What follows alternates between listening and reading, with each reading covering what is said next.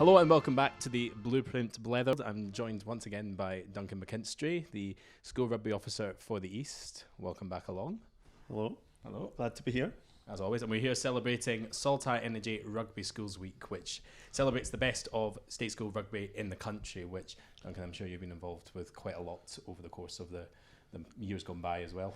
Yes, as a development officer, I've been on the ground, but obviously my new role as the school rugby officer that was released as part of the state school strategy.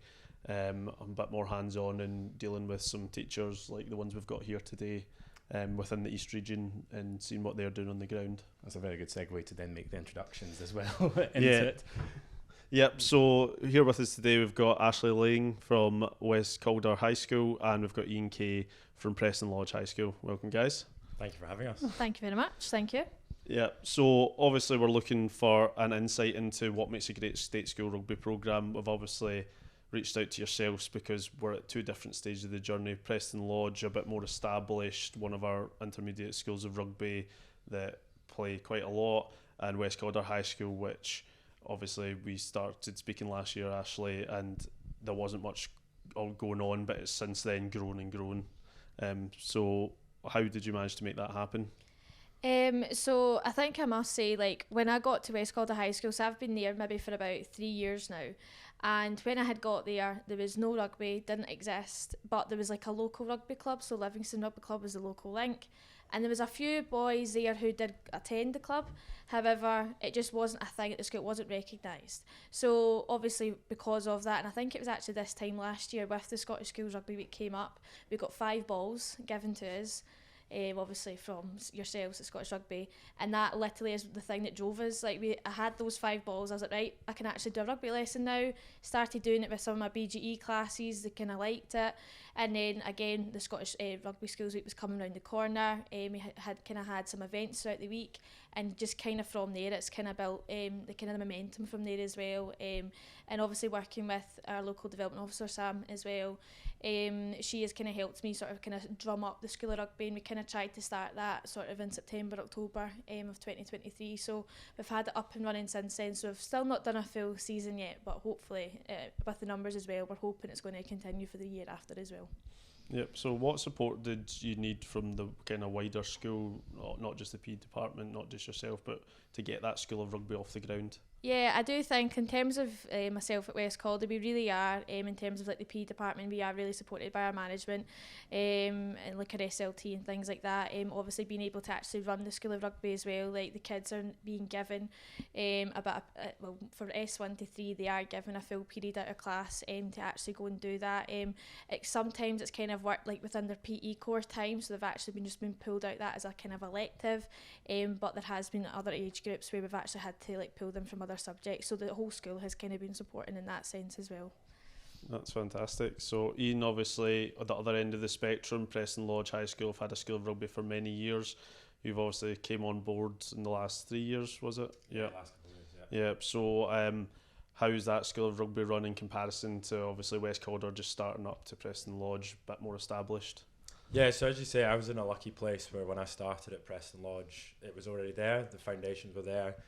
COVID definitely had an impact on it, so we lost a couple of our year groups as a result, and it was a case of trying to keep as many of them going as possible. So our third years, for example, at the moment have dropped quite low in numbers. They're still there, but they've not gone completely. So we're at a point, like you say, in the intermediate school of rugby that we're now really wanting to push on and try and sort of push up to the next level. In order to do that, obviously I was lucky. I came in, the system was there, we already had an S1 to S3 school of rugby running. In the past, they've had a senior school of rugby as well, which slipped away through COVID, but we're hoping to try and get that back up and running in the next year, and we're currently kind of looking at how best to do that. So there's a few different options we're considering, and hopefully they'll start to come through. But we've had great support from the whole PE department, Preston Lodge Rugby Club. We've got a development officer that's been in the school and is active through the primary schools and the high school, and they support us greatly. There's an extracurricular which is all run by the rugby club, so they do their traditional Tuesday and Thursday night training for all our year groups, and that then helps them with their weekend fixtures where they play in the conferences, and they're playing against all the different schools in their conference, both home and away. So they're getting regular fixtures, which is great, and all the volunteers at the rugby club massively support that, obviously through their evenings that they're giving up and their Saturday mornings that they give up to support the rugby and the whole community. I'm just in a fortunate place where I've been able to come in and sort of take on what's there, and now try and, like I say, push it on to bringing back that senior school rugby. We've got a good year group in our current S4, and we hope to kind of, when they're now hitting S5, S6, keep as many of them in the school as possible, and try and also get them some qualifications through a senior school rugby programme. So I know in the past that they've managed to get some refereeing stuff and some of the coaching awards through Scottish Rugby. So we're hoping to kind of bring some of that back, along with the developing player programme, which is something we're currently looking into to try and get our senior pupils through. But as I say, there was a lot there already for me, and I've been in that fortunate position to come in and join it in a good place. Yeah, so what, as an established school of rugby, what does that curricular offering look like at Preston Lodge? Because obviously it would be good to give an idea of other schools that are maybe looking to do the same thing, an idea of what that looks like when it's delivered, whether it's during curricular time, during PE, or whether it's done in selection periods. Yeah, so at the school, we've currently, due to other issues, not had our first year of school rugby this year, but that'll be back next year. And then we have an S2 and S3, and they both get a double period. So that's an hour 40 minutes that they get, 2 periods during the week, both on a Thursday at the moment, just due to the timetable. And during that, we just cover as much rugby as possible. So that's almost an additional session for them for the rugby during the week, because most of the kids that come along are also doing other training through the week on their Tuesdays, Thursday nights. So we get those 2 periods each week, and we're in a lucky place where the whole school throughout S2 and S3 do DYA, Dynamic Youth Awards, through Youth Scotland. So the school rugby happens during the same time. So all the kids in S2 during school rugby time have the choice to be in school rugby, or they could be in other faculties in the school doing their DYA award. It's the same for the S3s at the moment. So all the kids we have are picking to do school rugby, but there's also other curricular choices that they could be taking at the same time. So we've obviously got that sort of competitive element, trying to get as many into rugby as possible, and trying to get them that DYA award at the same time. So we've found that balance. It can be tricky because the bigger class sizes, but because they're so enthusiastic about rugby, and it allows them to set targets to develop their rugby and then develop through and hopefully gain that DYA award at the end of the year. That's great. So Ashley, obviously you've just we're talking about how your timetable looks like. You get kids out of other subjects and linking with other departments in the school. So that's obviously good to see the wider school impact. What has the impact been to the pupils? Have you noticed any change over the past year in like pupil attainment, any of their behaviour around the school?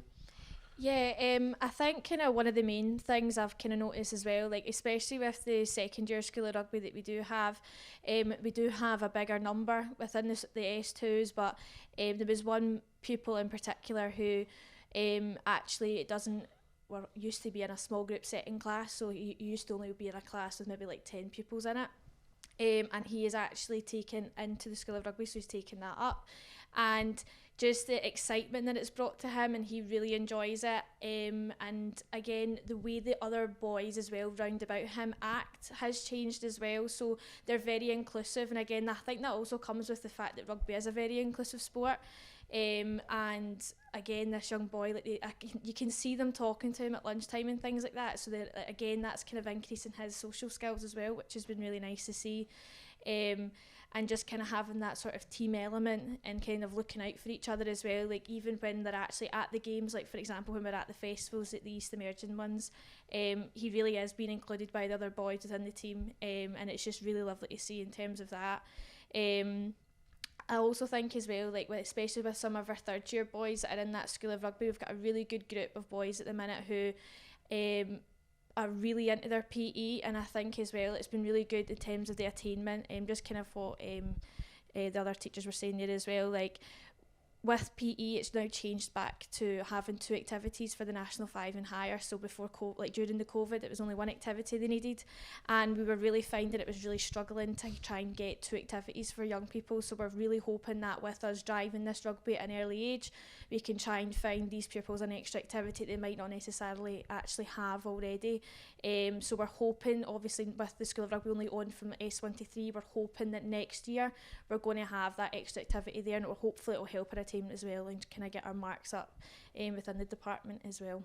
So yeah, that's fantastic. Obviously going back to the story you're saying about the kid that came in, was in a small setting and went a bit wider, that kind of shown that the players around them are maybe demonstrate some of our Scots skills as part of the blueprint. Some of them are like they're being selfless, being self-organised, engaging with other people, being creative, optimistic and tenacious. Obviously that links to significant aspects of learning that you guys will both deliver in PE time. Is there any other examples of that that you've experienced as part of that? For me, I think the most obvious one is the self-organised, and that's transferable across the whole school. So it's a skill that they're learning through rugby. They're bringing their PE kit for PE lessons for school rugby, and they're having to be organised in that. So they need to remember their mouth guard, their boots, their water, and make sure they've got everything ready for a proper rugby session. So I definitely feel that self-organised, they're taking it upon themselves to get themselves sorted and arrive ready for a session. And my favourite thing about the Scots stuff is that it's transferable. So they might learn the skill in rugby, but then they can take it into their maths classroom. They need to be self-organised there, bring in all the equipment they need, whether they need a calculator, etc. And they can transfer that all around the school. So I think that kind of life lesson essentially that they're learning through the Scots skills allows them to take that with them beyond the school setting. Yep. So just obviously having run the East Emerging Schools festivals with teams from both your schools attending, there's obviously an uptake in girls taking part. Obviously West Calder linked up with Inveralmond to take part, and also I've seen obviously through Twitter, for example, that Iain, the Preston Lodge girls who came and played touch that festival, are now playing contact games, which is amazing to see that kind of pathway. How has it been trying to engage girls in a sport which I think you're trying to break down a kind of gender stereotype really, with it being seen as a boys' sport when it's not really? We've seen a massive growth in girls rugby. So what's that been like being on the teaching side of things? I think especially with the girls at the school that I'm at just now, we do have a really nice little group of girls who are really getting themselves involved, and they're in, I think it's mostly S1 to S2, the girls that are in just now, and the girls, when we were taking them to the games, you could just see they were realising there was other girls there who were also kind of into the sport just as much as they were, and I think those opportunities of them being able to actually go out and actually play against other girls was actually really rewarding for them, and they really enjoyed obviously that opportunity there. But I also think, especially with the girls I have, they are actually the ones who are actually attending the local club. So I've tried to sort of drum the numbers up for Livingston Rugby Club at the minute, but every time I've put a girl's name out, they've went to that club. So in terms of when you look at it, the boys and girls, the girls' participation has went up at Livingston Rugby Club. I would say more than the boys, because most of the girls are going. And I do only have maybe about 10 at the moment. But again, I think that's going to be something that I want to try and work on next year, is trying to drum up the girls' participation. Just obviously with just starting it this year as well. Yeah, I think I'm similar to you. We've got an incredible set of girls at the moment that are just great friends, really enthusiastic, and are really enjoying the rugby. And the best thing that happened for them was actually at the East Emerging Schools, because like you say, they were there playing touch. And I'd tried in the past to get them doing a bit of contact. They just didn't like it. So we just stuck with touch, and they were really enjoying that. And then we went to the East Emerging Schools, played that wee, touch round robin that we did there. And then they were looking over at the other girls doing the contact. One of the schools that we'd played touch against were there. They saw them all playing contact, and they came straight over to me basically and said, right, we're keen, we want to do contact now. And ever since that festival at Inveralmond, we've then been doing contact at training, and then that's all led up to last night where we had our first contact game at Leith Academy, and the girls loved it, really enthusiastic, really enjoyed themselves. We sing-song on the bus on the way home as well, so they had a great time when they were there, and it's all leading up to the next one in a few weeks' time, and they're enthusiastic to be actually in and doing contact. And that's all just come from kind of being a year of hard work. It's a really close group of friends, and they've all got to know each other even better. There's East Lothian girls set up at Preston Lodge Rugby Club as well, which has helped. So a few of our girls have played there, and we kind of based it all off that and grew it from there. But the hardest thing for us now is actually how we've got to this point. We've got about 10 girls playing. How do we now grow it beyond that? And I was actually chatting with someone earlier about that, and I don't really know what the answer is yet, but it's a case of hopefully going along to this festival, trying to encourage more people. We're lucky that the whole PE department deliver rugby during our BGE sessions. So all S1 to S2 and S3 all are doing rugby as part of the curriculum essentially, and that's been a massive driver. We can kind of pick people out. All the PE department are, when they see somebody that's keen, enthusiastic, reasonably good, they'll say to them, "Oh, come along to either the boys rugby stuff or the girls rugby," because we have separate sessions for them, and it's really kind of built a buzz around it. And those girls have now gone from some of them never playing before a year ago to now playing a contact game. They've come and joined our school rugby, and they're just getting stuck in. Even at school rugby, they're getting in amongst the boys and showing them how to do it. Yeah, that's excellent to hear. Just both schools, even though Preston Lodge might be an established school of rugby for the boys' side of things, they're still almost in the same journey as West Calder are for the girls' side. Yeah. So it's excellent, and also excellent to see that you're playing against other schools within the region, whether it's just, whilst I know Preston Lodge is based in East Lothian, you're reaching out to City of Edinburgh schools. Obviously at the East Aberdeen schools, you're playing against different ones, so it's not just we've only got schools in our area that can play. We're starting to network and link as teachers and schools, just to try and get games played and at a similar level, so that's fantastic to see. Yeah, that was great to see it as well. Obviously with the story as well from yourself last year with using Schools Week as a launching pad for it, and it's great to see obviously and hear all the stories. So thank you very much, guys, for coming on today. Be sure to look out for more Saltire Energy Rugby Schools Week content coming about. Duncan, once again, thank you very much for joining me as co-host. And well, it's been fantastic, just to have some excellent insight from the teachers here from both the Midlands and the East. So great to get the word out about what's going on in state schools at the moment. That's brilliant. Guys, thank you very much. Thank you for having us. Thanks for having us.